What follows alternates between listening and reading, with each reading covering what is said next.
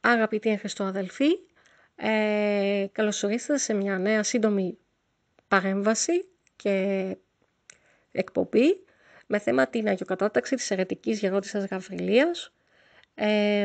Αυτό που θα ήθελα να πω εν συντομία είναι ότι δεν μπορεί να γίνεται να αγιοκατατάσσεται μία Αγία για την οποία υπήρχαν ενστάσεις σχετικά με τη βιωτή της. Έστω και μία ένσταση να υπάρχει, δεν μπορείς να διακατατάξεις κάποιον.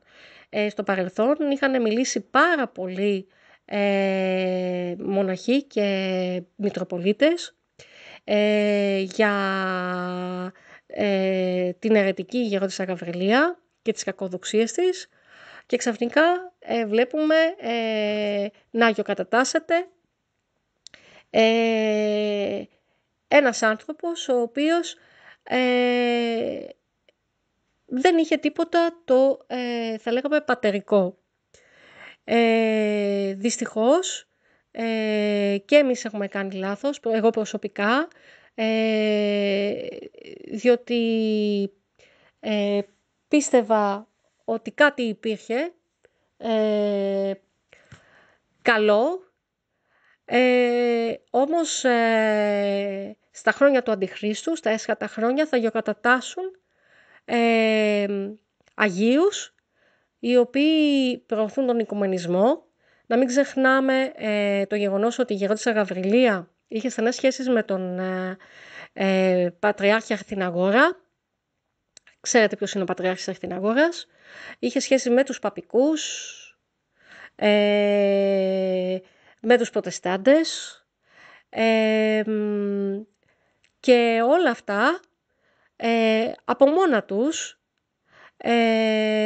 καταδεικνύουν το γεγονός ότι δεν βάδιζε σωστά, και το περίεργο είναι ότι όλη αυτή η αγιοκατάταξη στηρίζεται σε ένα βιβλίο, διότι δεν έχουμε κάτι άλλο, την ασκητική της αγάπης.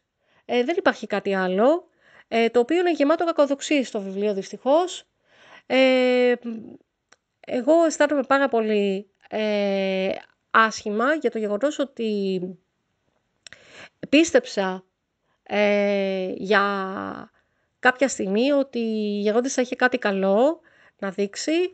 Έχω κάνει μεγάλο λάθος και αυτό θέλω να το καταθέσω. Βρισκόμαστε στα χρόνια του Αντιχρίστου, είναι ξεκάθαρο. Βολεύει η γερόντισσα Γαβριλία για να προωθηθούν τα σχέδια της νέας τάξης πραγμάτων. Ο Ινδουισμός,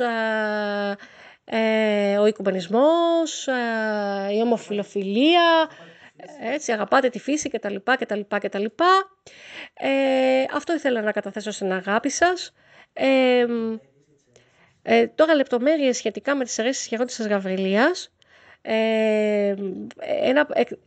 Μια δηλαδή φοβερή ανάλυση των αιρέσεων μπορείτε να ακούσετε σε ένα πρόσφατο κήρυγμα του πατρός Εφροσύνου του Σαβαΐτου.